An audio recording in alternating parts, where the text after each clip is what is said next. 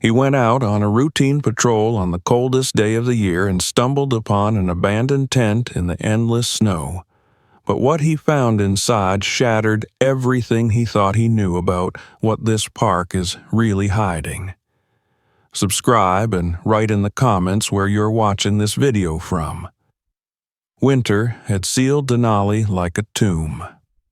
The park no longer looked like a place on any map, but like a vast blank left behind when the world had finished writing itself. For 7 days the storm had not lifted, not even long enough for the mountains to show their shoulders. Wind drove needles of ice sideways across the flats, and the temperature had fallen to levels that drained meaning from words like cold. This was not a season. It was a condition.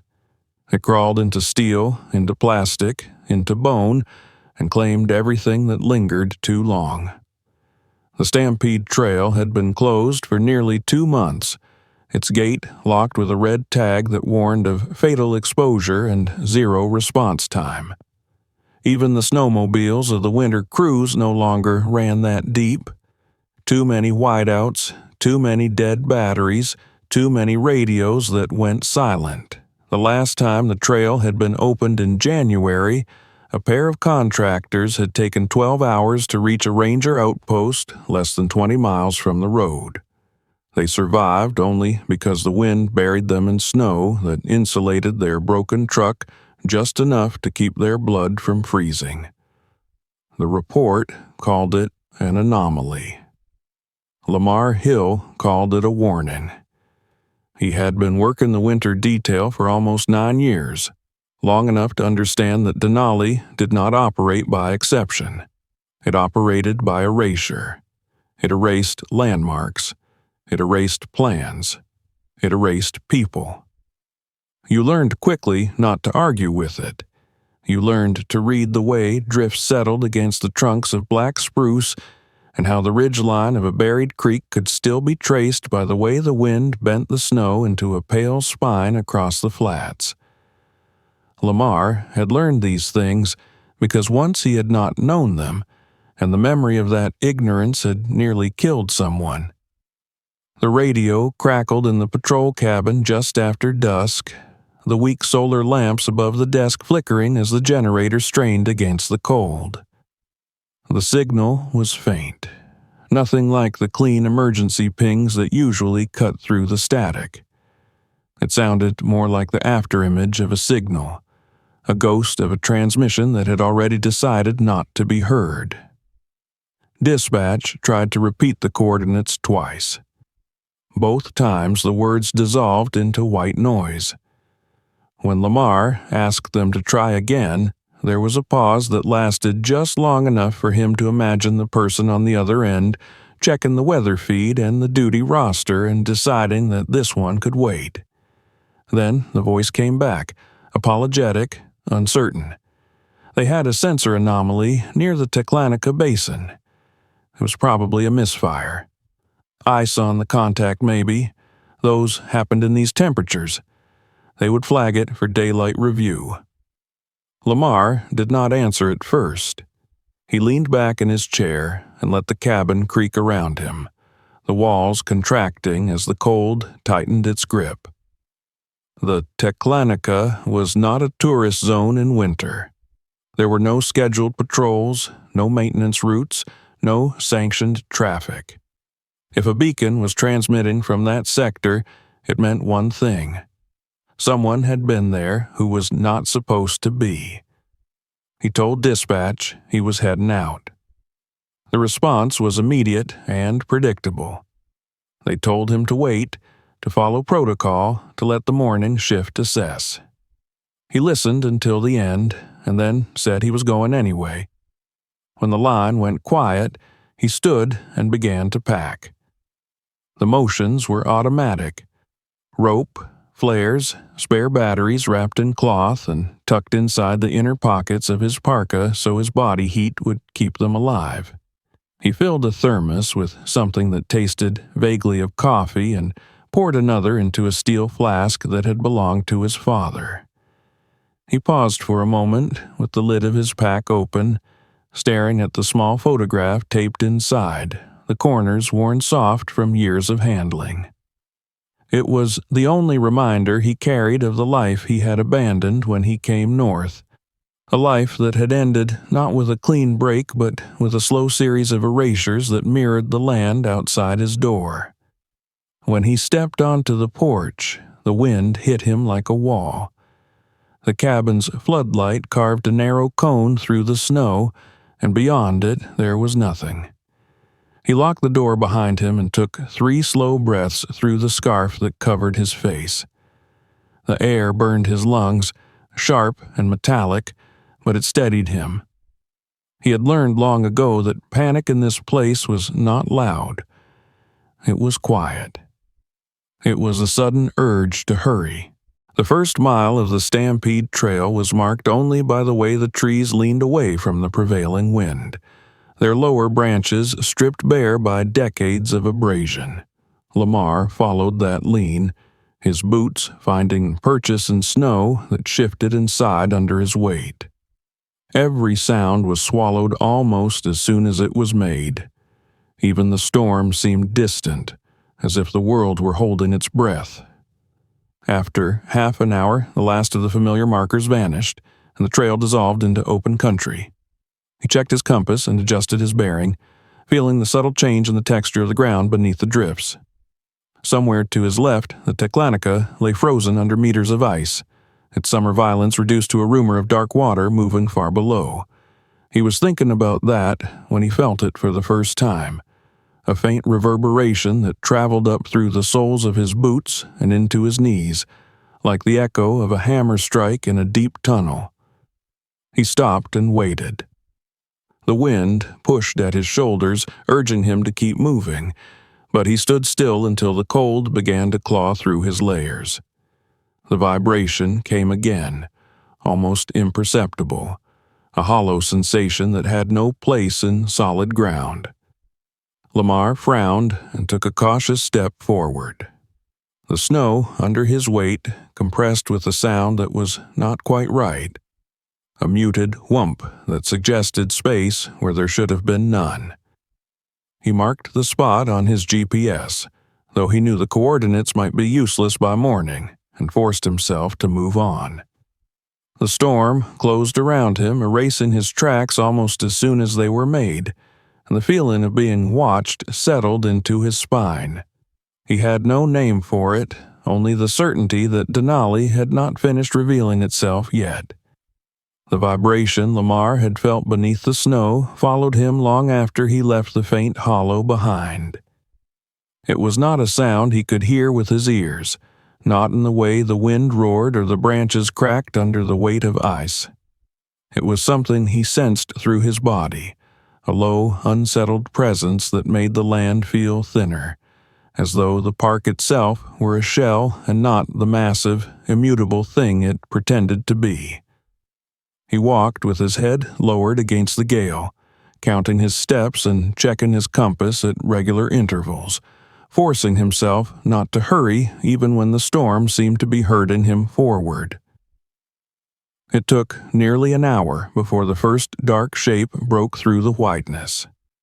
At first, he thought it was nothing more than a drift shadow, a trick of the light in the storm, but as he closed the distance, the shape resolved into fabric caught in a crouch beneath the weight of snow.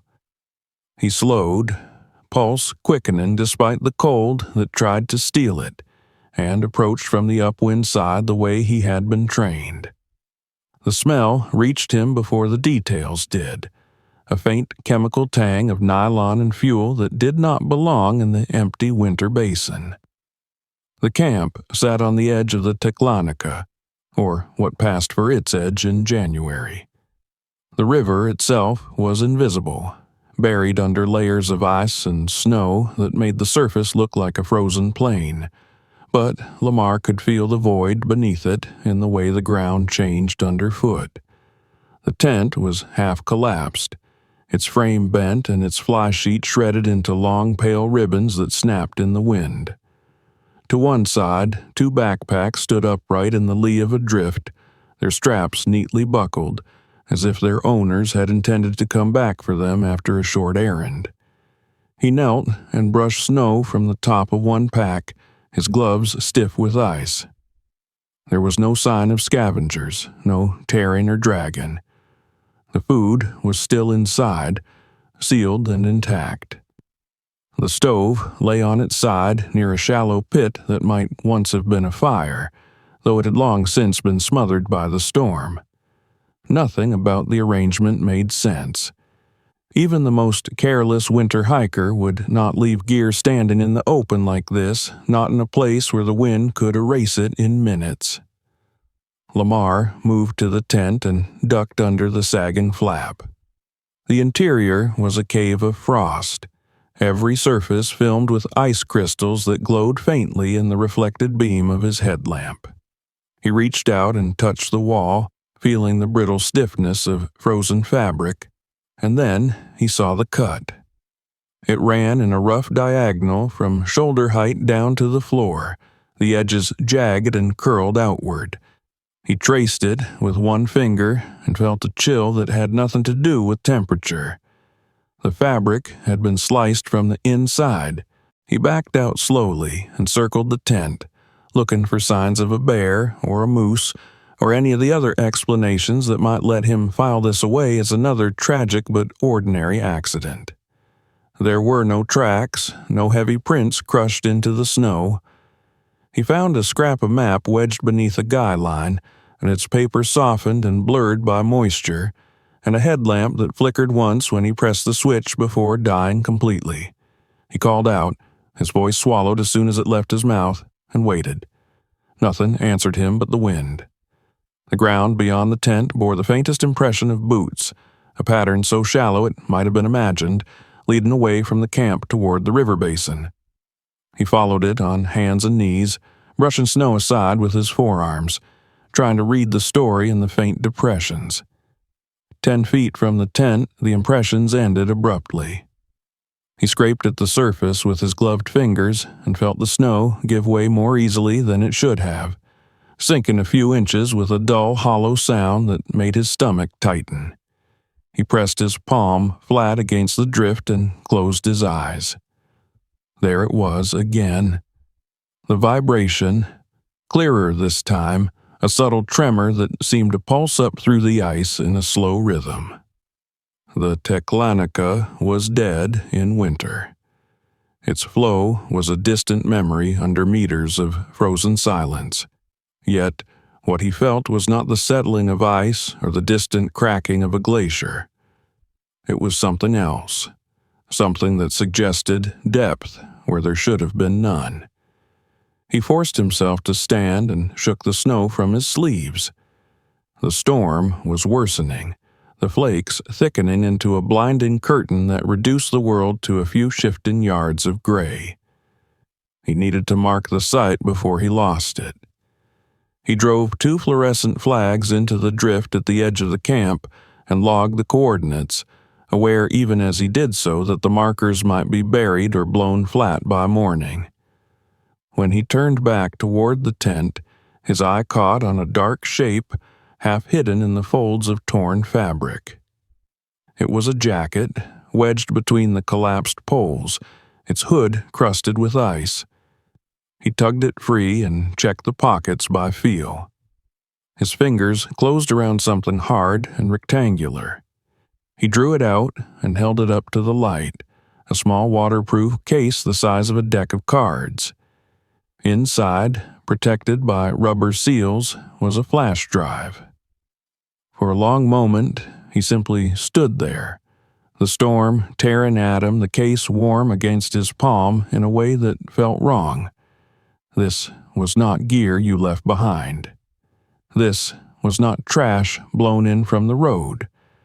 This belonged to someone who had been here recently, someone who had thought enough to safeguard their data even as they fled whatever had driven them from their shelter. He slipped the flash drive into the inner pocket of his parka and took one last look around the camp. His training told him to stay, to search outward in widening arcs until he found a trace of the missing people, but the sky had other ideas. The light was failing, the wind rising to a pitch that made it difficult to stand upright, and the hollow places in the snow were becoming more numerous as he moved, patches where the crust dipped and sighed under his weight. If he stayed much longer, he would be adding his own name to the list of people who vanished in this park every year. The walk back to the patrol cabin was a blur of white and strain. Twice he stumbled and had to catch himself with his ice axe, the ground slumping alarmingly beneath him before it firmed again. The sensation of being watched returned, stronger now, as if something below the surface were aware of his presence and curious about it. By the time the dark outline of the cabin emerged from the storm, Lamar's muscles were trembling with fatigue, and the cold had begun to creep past the outer defenses of his gear. Inside, the air was barely above freezing, but it felt like summer after the emptiness outside. He peeled off his gloves and parka and stood in front of the heater until sensation returned to his fingers in painful waves. Only then did he pull the flash drive from his pocket and set it on the desk beside the radio. The small object looked absurdly harmless in the yellow lamplight, a piece of plastic and metal that could not possibly explain the broken tent, the vanished footprints, the tremor in the ice. Yet, as he dried his gear and typed the first lines of his report, Lamar could not shake the feeling that this tiny device was a door, and that once he opened it, there would be no closing what lay on the other side. The flash drive sat on the desk while the storm clawed at the walls of the patrol cabin, a small black rectangle that had no right to feel as heavy as it did. Lamar made coffee from water he had to chip out of a frozen jug and waited until the trembling in his hands eased before he connected it to the old laptop the park issued for winter patrols.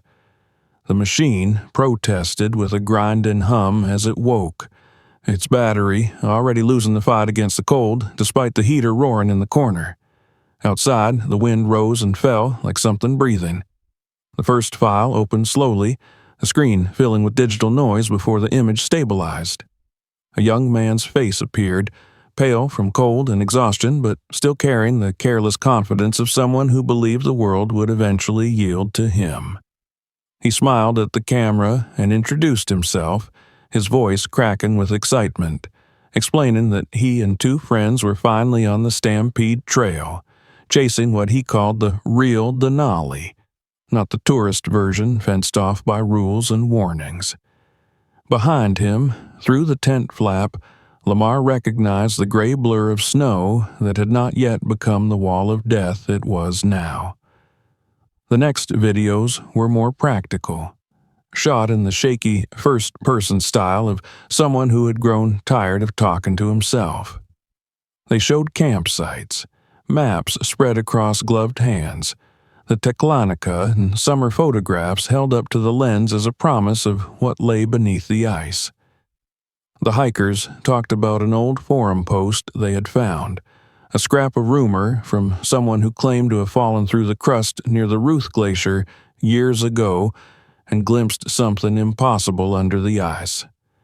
They laughed about it at first, the way people laugh at legends when they are still warm and safe. By the fourth file, the tone had shifted. The light was different, colder, and the voices were lower, cautious. One of the women spoke about a sound they had heard in the night, a deep thudding that seemed to come from beneath their sleeping pads, as though the ground were hollow. The camera cut to the snow outside the tent, the lens catching a faint blue shimmer that made Lamar lean closer to the screen. It was subtle, barely more than a suggestion of color, but it moved, a slow tide of light that pulsed and faded in a rhythm too regular to be natural. His coffee went untouched as the story unfolded. They had followed the glow for half a mile in a whiteout, filming when the cold would allow, until they reached a depression in the snow that sounded wrong when they stamped on it.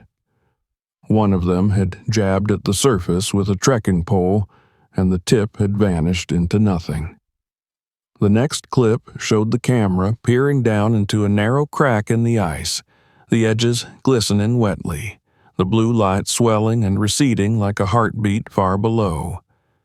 Lamar felt the same hollow vibration in his bones as he watched, the echo of what he had felt with his own body out on the Teklanica. The hikers' voices overlapped in the recording, fear and excitement tangled together as they argued about what to do. Someone mentioned that this had to be connected to the glacier, that the Ruth was known for its deep crevasses and hidden caves, but no one could explain the light or the warmth they swore they felt on their faces when they leaned too close to the opening.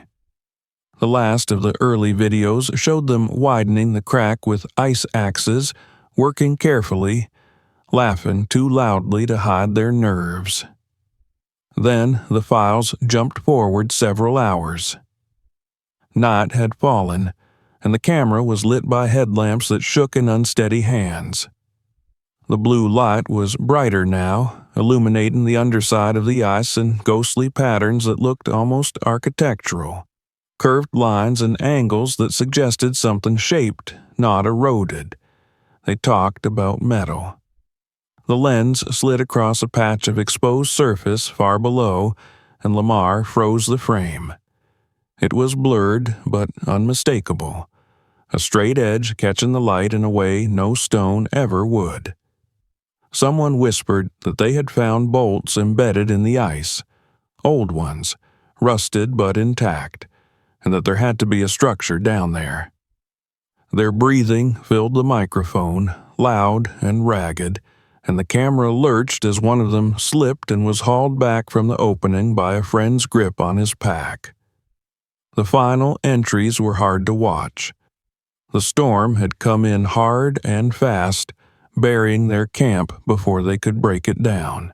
The man who had started the diary spoke in short, broken phrases about how cold it was, how the ground under the tent felt wrong, like sleeping on the roof of a cave.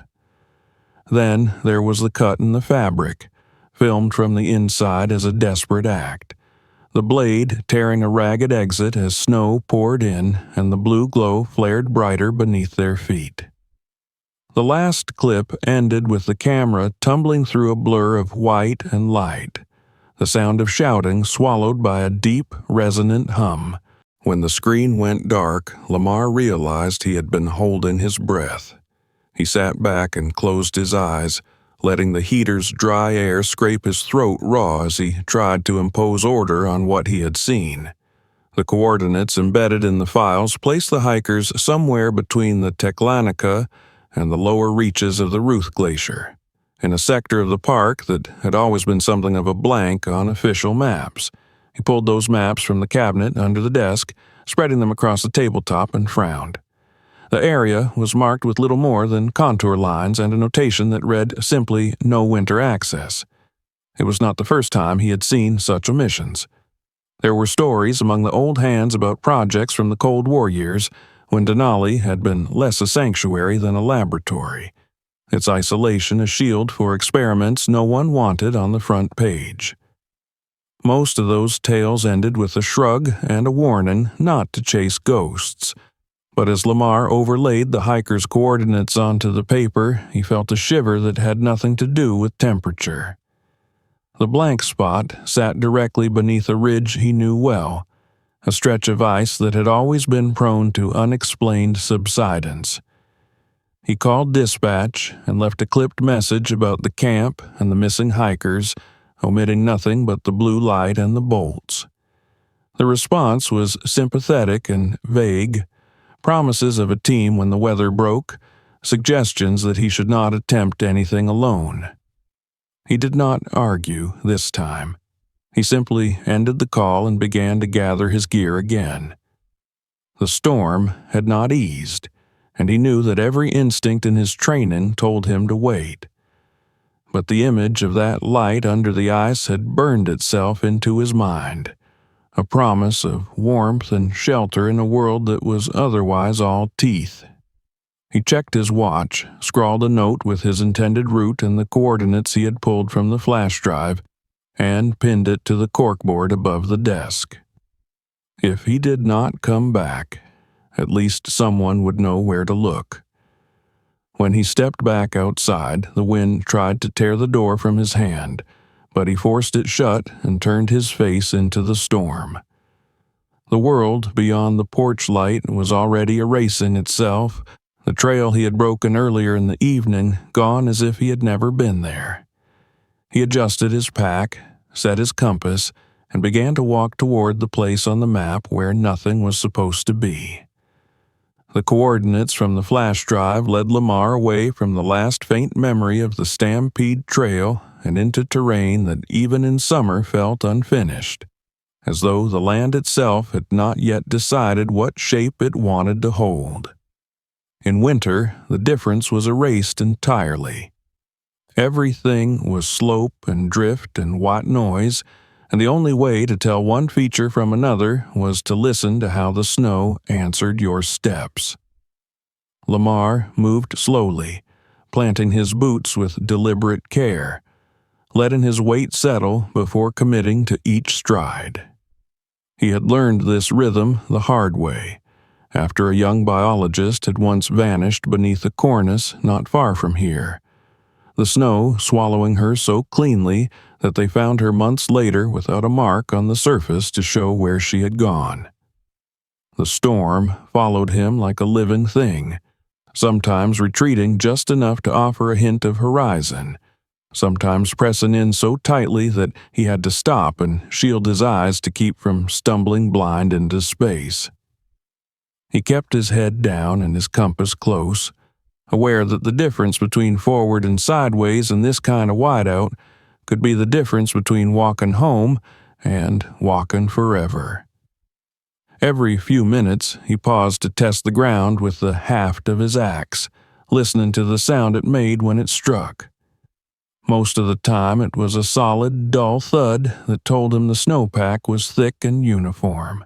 But more often now, he heard something else, a soft echo that lingered too long, like a knock on a hollow door. The Teklanica lay somewhere to his right, invisible under the storm, but he felt it in the way the wind twisted when it crossed the frozen basin, in the way the snow slumped a fraction of a second after he put his weight on it. The sensation he had noticed earlier had grown more insistent, a subtle tremor that did not travel through the air but through the soles of his boots and into the bones of his legs.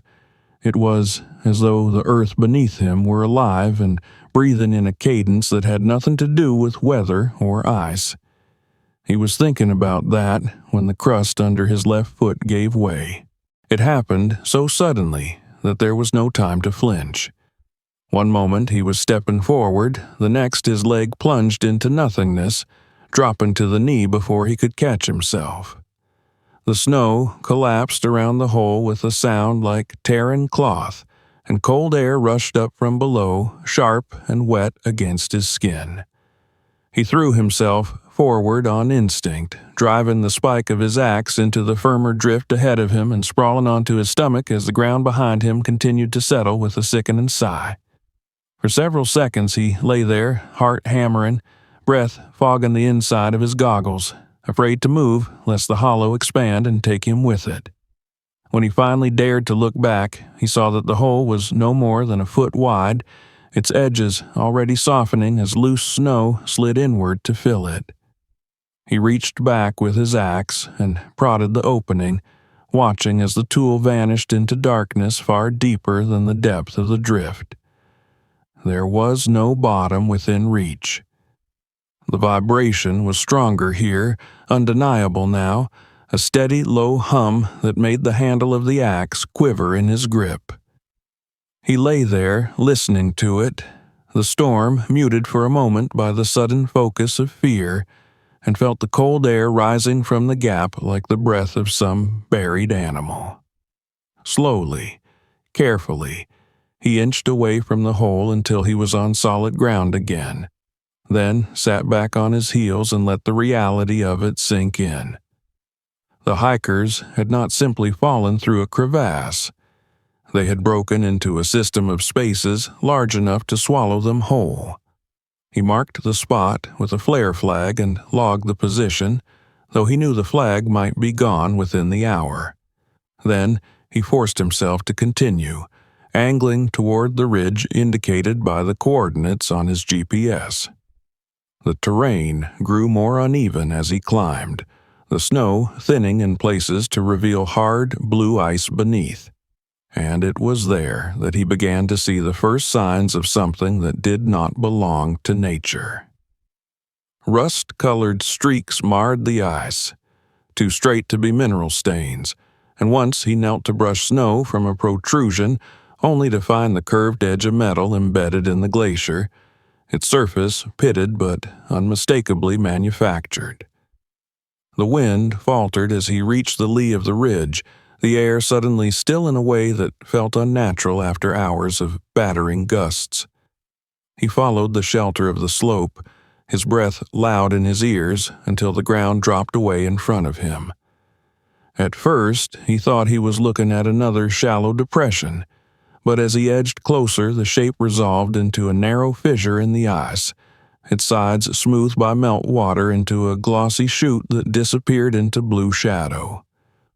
Warm air rose from the opening, faint but unmistakable, carrying with it the damp mineral scent of stone rather than the sterile bite of snow. Lamar crouched and shone his headlamp down into the crack. The beam was swallowed after a few feet, but beyond it he could see the same soft glow the hikers had filmed, a wash of color that painted the ice from below and made the walls shimmer as if lit by some submerged aurora. He hesitated only a moment before widening the opening with the pick of his axe, chipping away at the brittle lip of the fissure until there was enough room to squeeze through. Every instinct told him that going down there alone was a violation of everything he had been taught, but the alternative was to walk away from the only trace he had of the missing hikers. He anchored his rope to a stout outcrop of ice and tested the line, then swung his legs into the gap and began to lower himself into the earth. The descent was awkward, the walls close enough to scrape his pack, but the farther he went, the warmer it became. Ice gave way to stone beneath his gloves, slick with condensation, and the blue light brightened until it no longer seemed to come from a single source, but from the very fabric of the cavern around him.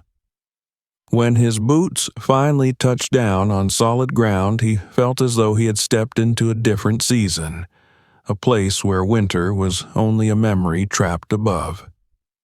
He stood for a long moment at the bottom of the shaft, listening. The hum he had felt on the surface was louder here, a deep, continuous vibration that thrummed through the rock and into his chest. It was not the roar of water or the shifting of ice. It was too regular for that, too mechanical. He followed the sound along a gently sloping passage, the beam of his lamp revealing walls etched with strange patterns where the ice had once flowed and then retreated, leaving behind a cathedral of frozen waves. After perhaps 50 yards, the passage opened into a chamber large enough to swallow the patrol cabin whole. The ceiling arched overhead in a graceful curve, and its surface studded with crystalline formations that caught the blue light and scattered it in 1,000 subtle shades. And there, half buried in the far wall, was something that had no place in any cave Lamar had ever seen. It was a door. The metal was dark with age, its edges corroded where the ice had pressed against it for decades, but the outline was clear, a rectangle set into the stone with a precision that no natural process could replicate. A faded stencil clung to the surface, the last remnant of a warning or designation long since erased by time. Lamar approached it slowly, each step echoing in the vastness of the chamber, and laid his gloved hand against the cold steel. For an instant, nothing happened. Then, somewhere deep beyond the wall, a relay clicked, sharp and sudden, and a tiny green indicator flickered to life beside the handle. The mountain, it seemed, had just noticed him. The green light beside the door pulsed once and then settled into a steady glow, as if some patient mechanism deep within the mountain had merely been waiting for the warmth of a human hand. Lamar stood with his palm still against the steel, scarcely daring to breathe. The vibration that had haunted him since the surface was louder here, no longer a distant suggestion but a tangible presence that hummed through the soles of his boots and into the marrow of his bones. It was the sound of systems running, of energy being moved from one place to another in a pattern that had nothing to do with nature. He wrapped his fingers around the handle and pulled. The resistance surprised him. He had expected corrosion, a struggle, but the latch disengaged with a smooth mechanical sigh that spoke of maintenance rather than abandonment. The door swung inward on hinges that protested faintly, revealing a narrow corridor beyond, its walls lined with cables and ducts half hidden beneath a fur of frost. The air inside was warmer still, hovering just above freezing, and it carried a smell that set his nerves on edge. It was the scent of old machinery, oil and dust, and something faintly electrical, a perfume he had not encountered since his childhood when he used to explore derelict buildings in the dying industrial towns his father moved them through. It did not belong under a glacier. The corridor sloped gently downward, lit at intervals by recessed lamps that flickered as he passed, startled perhaps by the sudden demand on circuits that had not felt a human presence in years. He advanced slowly, touching the walls with his gloved hand, feeling the vibration grow stronger as he descended.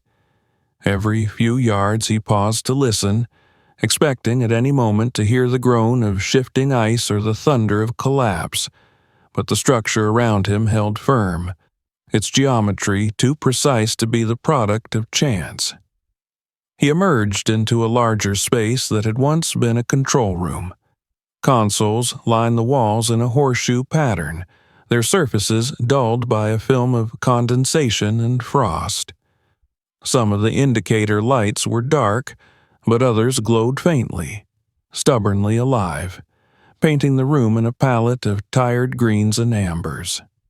On one panel, a gauge needle twitched back and forth in a narrow range, marking the pulse he had been feeling in his bones since he left the surface. Lamar moved from station to station, reading labels that had been etched or stenciled in a hand that belonged to another century. Most were too faded to decipher, but a few stood out, references to power distribution, to thermal management, to communications arrays that had once pointed outward from this hidden heart of Denali toward a world that no longer existed. It did not take much imagination to reconstruct the story. During the height of the Cold War, someone had decided that the best way to watch the sky was from beneath the ice, that the park's isolation would shield their eyes and ears from prying satellites. The idea must have seemed elegant at the time, a fortress buried in the most impenetrable landscape on the continent. He found a filing cabinet against the far wall and tugged at its drawers until one slid free with a shriek of protest. Inside were folders warped by damp, their contents yellowed and brittle. He skimmed what he could, his headlamp illuminating fragments of plans and memoranda that sketched out the birth and sudden death of the facility. The dates clustered around the early 1960s, the language shifting abruptly from optimistic projections to terse evacuation notices. One document ended in mid-sentence, the ink trailing off the page as if its author had been interrupted. There was no single explanation for the abandonment, only a pattern of haste that suggested something had gone wrong quickly and badly. He imagined technicians racing these same corridors decades ago, carrying what they could, sealing doors behind them in a ritual of retreat that had left this place to fend for itself under the inexorable pressure of the ice. That it had survived at all was a testament to the engineering of people who had believed, perhaps arrogantly, that they could make something permanent in a landscape that devoured the permanent as a matter of course. The farther he explored, the more signs of life he found. The main generator room was quiet, its great turbines locked in place beneath a crust of rime, but auxiliary units hummed softly in a side chamber, their housings warm to the touch. Pipes ran along the ceiling, insulated and insulated again, carrying heat drawn from some deeper source that he could not yet see. It was that heat, he realized, that had hollowed out the mountain, melting channels through the ice that had grown over the years into the vast, hidden caverns he had walked through. He followed the warmth down another passage that curved away from the control center and into a section where the walls shifted from metal to stone. The ice here was thinner, its blue translucence replaced by bare rock slick with moisture, and it was in this hybrid space between base and cave that he found the first real sign of the missing hikers. A coil of climbing rope lay neatly against the wall, its fibers stiff with frost. Beside it, someone had stacked 3 sleeping pads and a bundle of thermal blankets, arranged with the deliberate care of people who intended to stay. A crude arrow had been scratched into the stone above the pile, pointing deeper into the complex. Next to it, in block letters that were already beginning to blur as meltwater traced their edges, someone had written a single word: warm. Lamar crouched there for a long moment, his pack resting against his knees, the weight of what he had uncovered pressing in on him from every direction. The hikers had not died in the snowstorm. They had found this place and chosen to move forward rather than back, drawn by the same impossible promise of shelter that had pulled him down through the ice. The base had not merely survived, it had become a refuge. The vibration changed as he moved beyond the improvised camp, deepening into a more complex cadence that suggested multiple systems working in concert. He passed through a series of chambers that bore the marks of human adaptation. Tarps hung to create smaller rooms, cooking equipment arranged around a vent that exhaled steady warmth, water dripping into a collection of scavenged containers from a pipe that had been coaxed back into service. This was no longer an abandoned installation. It was a living place, shaped by hands that had no intention of letting it die. Somewhere ahead of him a voice murmured, too distant to make out words, but unmistakably human. Lamar froze, the beam of his headlamp trembling as his heart surged against his ribs. He had come this far, prepared to confront relics and ghosts, but the presence of real people, breathing and speaking under the ice, brought a new and urgent gravity to his mission. He had crossed a threshold from rescue to revelation, and he had no idea which side of it he was supposed to stand on. The murmur Lamar had heard resolved into the scrape of boots on stone and the soft clatter of something being set down carefully, the ordinary domestic noises of people who had lived too long in places that were never meant to feel like home. He extinguished his headlamp and stood in the blue glow that seeped through the cavern like light filtered through deep water. It was easier on the eyes this way, and less likely to announce his presence too abruptly. He advanced with measured steps, every sense straining for cues, until the passage widened again and the smell of wood smoke reached him, so faint it might have been imagined, yet unmistakable once he recognized it. The corridor ended in a space that had once been a storage bay, its metal ribs still arched overhead, but the walls were now softened by layers of ice that had retreated and returned over the decades, carving out alcoves and niches where people had made themselves small shelters from tarps and scavenged panels. Strings of low-voltage lights traced the edges of the room, their glow fed by cables that ran back into the deeper machinery of the base. In the center, a cluster of figures gathered around a makeshift stove assembled from parts Lamar could not identify, its venting tied into an old duct that carried the smoke away with quiet efficiency. He had time to take in these details before anyone noticed him. Then a woman looked up from the pot she was stirring, her eyes widening as the light caught the reflective strip on his parka. For a heartbeat, no one moved. The silence that fell was heavier than any storm he had walked through, charged with the same raw instinct that had driven the hikers to cut their way out of a tent rather than face another night on the ice. "I'm a ranger," Lamar said softly, raising his hands so they could see them. His voice sounded too loud in the enclosed space, a stranger's sound in a world that had learned to whisper. "I'm here because people are missing. I think you know who I mean." A man stepped forward, taller than the others, his beard matted with frost despite the warmth of the cavern. He held a length of pipe in his hand, not quite a weapon, but close enough to be one if he needed it to be. Lamar met his gaze and did not look away. After a long moment, the man lowered the pipe and gestured for him to keep his voice down. "You shouldn't be here," the man said. His tone was not hostile so much as weary, as if he had been waiting years for this moment and dreading it every day. No one should. They led Lamar through a maze of interconnected chambers, past rooms that had once housed equipment and now held bunk beds fashioned from scrap, tables scarred by the use of too many hands, shelves lined with jars of melted snow filtered through layers of cloth and charcoal. Everywhere he looked, he saw evidence of ingenuity born of necessity.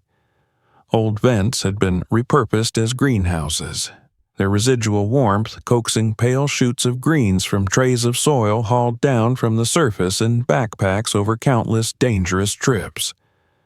A battered laptop glowed in one corner, and its screen alive with lines of code that monitored the ancient systems that kept the place habitable.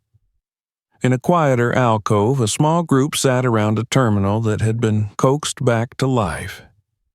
A portable battery was plugged into its side, and on the screen flickered the familiar interface of a video player.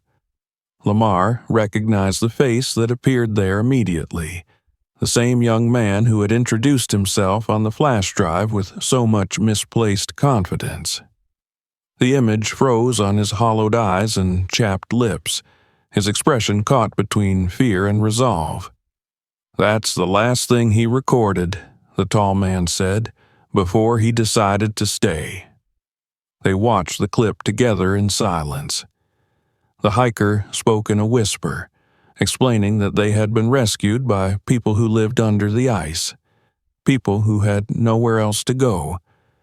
He talked about the warmth, the food, the way the base felt like a second chance in a world that had taken too many first ones away.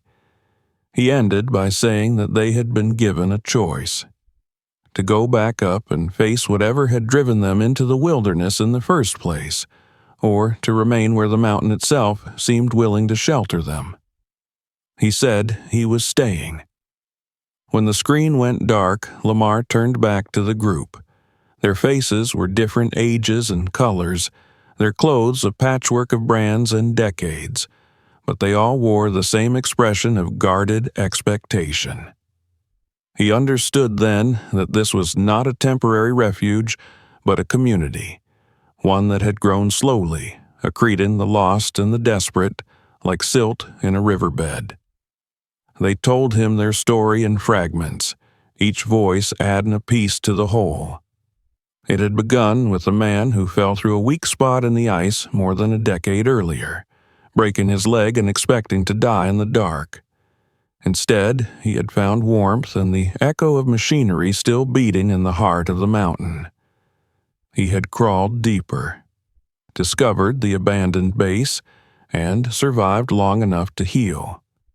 When he finally returned to the surface, he had done so only to bring back supplies and, eventually, others who had slipped through the cracks of the world above. Some had been homeless in Anchorage, drifting through shelters that closed their doors in winter. Some had been veterans who could not sleep without the ceiling pressing close. Some were simply tired of losing ground to a society that had no patience for those who moved too slowly. The base had become their secret, a place to disappear into when the cold grew too sharp and the nights too long. "And the hikers?" Lamar asked when they finished. The tall man shrugged. "They were half dead when we found them. Frostbite, exhaustion. We could have carried them back up, maybe. But they saw what we have here. They asked to stay." The idea unsettled him more than he expected. In the eyes of the Park Service, these people were squatters in a protected area, trespassers in a place that belonged to everyone and no one at once. Yet, standing there in the blue-lit caverns, listening to the hum of systems that had outlived their creators, he could not bring himself to see them as criminals. They were survivors, adapting to a world that had turned its back on them. Still, the dangers were real. He felt them in the tremor of the walls, heard them in the way the old machinery coughed and shuddered under loads it had not been designed to bear for so long. He imagined the ice shifting above them, the slow, relentless pressure of the glacier grinding against rock and steel alike, and saw in his mind a future where this hidden city collapsed without warning, entombing everyone inside. "You can't stay here forever," he said quietly. "This place isn't stable. The base is old. The ice is moving. If it comes down, no one will even know where to look." The tall man met his gaze again, and this time there was something like relief in his eyes. "We know," he said. "We hear it every day. The mountain reminding us that we're on borrowed time. But up there isn't any safer for us. Up there, we're invisible. Down here, at least, we exist." The hikers joined the circle then, stepping out from the deeper shadows with expressions that mingled hope and fear. They spoke of debts, of families they had lost, of mistakes that had led them to the Stampede Trail in the first place. None of them wanted to be rescued if rescue meant being returned to the same conditions that had driven them into the storm. They asked Lamar not to report what he had found, not to mark the entrance, not to turn this fragile miracle into another red tag on a locked gate. He felt the weight of their request settle on him like fresh snow. Every rule he had ever learned told him what he was supposed to do next. Call for backup, secure the site, begin evacuation. Yet the rules had not been written with places like this in mind, with communities that existed only because the world had failed them too many times. Lamar left them to their dinner and walked alone to the edge of the chamber where the natural rock met the man-made corridors. He pressed his palm against the stone and felt the vibration again, steady and deep, the heartbeat of a mountain that had become a shelter by accident and by stubborn human will. He knew then that whatever choice he made when he returned to the surface would shape not only his own life, but the fate of everyone who lived in this hidden world beneath Denali. Lamar spent the night in a narrow alcove at the edge of the underground settlement, lying on a thin mattress that had once been a section of thermal insulation. Sleep came only in fragments. Every time he closed his eyes, he felt the slow tremor of the base through the stone, the same vibration that had followed him since the Teklanica, now no longer a mystery but a warning that pulsed steadily in his chest. The mountain was never silent here. It breathed, groaned, whispered in frequencies that human ears were never meant to interpret, and in those sounds Lamar heard both protection and threat, a cradle that could become a coffin without the slightest change in intent. When he rose, the people of the hidden city were already awake. Some were tending the pale green shoots in their improvised greenhouse, coaxing life from soil that had been carried down in backpacks over years of perilous climbs.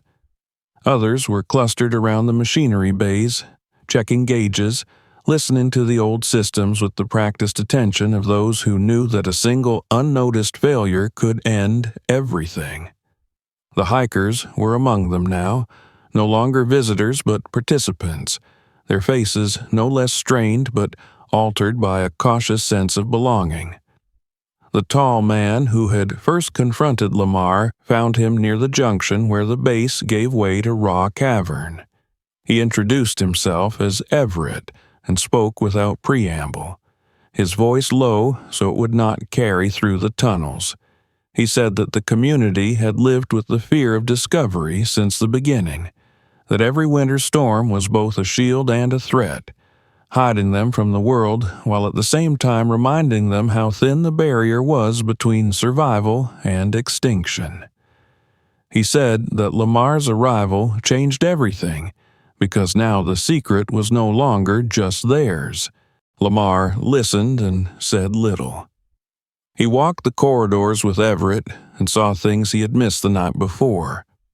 Cracks spidering across load-bearing supports where the glacier's pressure had shifted the geometry of the base. Condensation pooling in places where the insulation had thinned, a sign that the thermal balance was beginning to fail. A section of ceiling where the ice had recently sagged enough to shear a conduit, its copper interior exposed like a nerve. These were not the problems of a place that could simply be left to endure. He gathered the hikers and the older members of the settlement in what had once been a briefing room, its walls still bearing faded insignia beneath layers of frost. They stood in a loose circle, the blue glow painting their faces in the same muted palette, erasing the differences that might have mattered anywhere else. Lamar told them what he had seen. He did not soften the truth. He said the base was deteriorating, that the glacier was moving in ways no one could fully predict, that the systems keeping the caverns warm were ancient and had been running far longer than anyone who built them would have thought possible. He said that if there was a collapse, it would not announce itself. It would simply happen, and no one on the surface would even know where to dig. Some of them argued. They had heard warnings before, had lived with the creak of the mountain long enough that it had become part of their rhythm. Others stared at the floor, the weight of his words pressing down on hopes that had been fragile from the start. The hikers spoke last. They said they understood the risk but that they were not ready to go back, that whatever waited for them above the ice felt more dangerous than anything the mountain could do. They asked him again not to betray them, to let this place remain the invisible refuge it had become. Lamar felt the old familiar ache of duty settle in his chest, the same ache that had drawn him north years ago when he had decided that the only way to live with the choices he had made was to place himself in a world governed by rules larger than regret. Those rules were clear. A hidden settlement in a national park was not just illegal, it was a liability that could not be ignored. His radio, hanging silent from his belt, was a link to an authority that would descend on this place with helicopters and engineers, sealing tunnels, evacuating people who did not want to be saved, turning a living secret into a report and a warning sign. But he had also seen the faces of those people, the way they had shaped their lives around the rhythms of the base, the small rituals that made this impossible place feel like home. He had heard the desperation in the hikers' voices when they spoke of the world they had fled, and he had felt the mountains tremor, the promise of warmth that had drawn all of them down through the ice in the first place. The decision came to him not as a revelation, but as an acceptance of something he had known since he had first knelt beside the broken tent. There was no outcome here that did not involve loss. The question was only whose loss he was willing to live with. He told them he would not transmit the exact coordinates of the entrance. The relief in the room was immediate and almost painful to witness, but he did not leave it there. He said he would also not pretend this place was safe. He proposed a compromise that satisfied no one completely but offered a thread of hope. He would return to the surface and report that the hikers had been found in a natural cave system beneath the Ruth Glacier, omitting the existence of the base itself. He would begin the process of arranging discrete resupply drops in the general area under the guise of geological monitoring, enough to help them reinforce the most vulnerable sections and stockpile essentials for the worst of the winter. And he would help anyone who wanted to leave find a way out, no questions asked, no reports filed that would lead anyone back here. Everett studied him for a long time before nodding. The hikers looked between each other, weighing a future that was no longer a binary choice between staying and dying. It was not the rescue Lamar had been trained to deliver, but it was the only kind that made sense in a place that defied training. He prepared to leave as the artificial day cycle of the base dimmed the lights to simulate night. Everett walked him back to the chamber where the metal door waited, the same door that had woken after decades of sleep at his touch. Before Lamar stepped through, Everett pressed something into his hand, a small round token cut from the casing of an old instrument, its surface etched with a pattern that echoed the crystalline shapes of the caverns beyond. It was a piece of the base, he said, a reminder that what lived under the ice was real, not a story to be filed away. The climb back to the surface was harder than the descent. The warmth faded with every meter, replaced by the sharp, clean brutality of winter. When Lamar finally emerged onto the Tiklanika flats, the storm had eased, leaving the world hushed beneath a blanket of fresh snow that concealed every trace of what lay below. He stood for a long moment, breathing air that felt suddenly too thin, and looked out across the endless white. He reached into his pack and removed the GPS, scrolling through the saved waypoints until he found the one that marked the fissure. His thumb hovered over the delete command. For an instant, he imagined the sound of rotor blades, the flood of light, the way this quiet plane would be transformed by the machinery of revelation.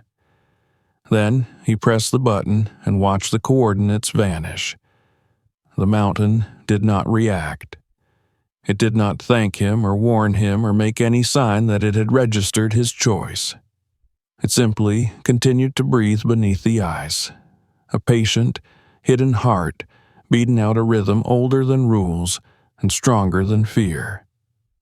Lamar tucked the small metal token into his pocket and turned back towards the distant glow of the patrol cabin, carrying with him the knowledge that beneath Denali there was a second world now, one that depended not on maps or commands, but on the fragile, unrecorded decisions of a single man walking away from the only proof it had ever had. If this hidden world beneath the ice shocked you, don't stop here. Subscribe now so you don't miss the next story, watch the other videos on the channel, and share this one with someone who loves mysteries that change the way you see the world.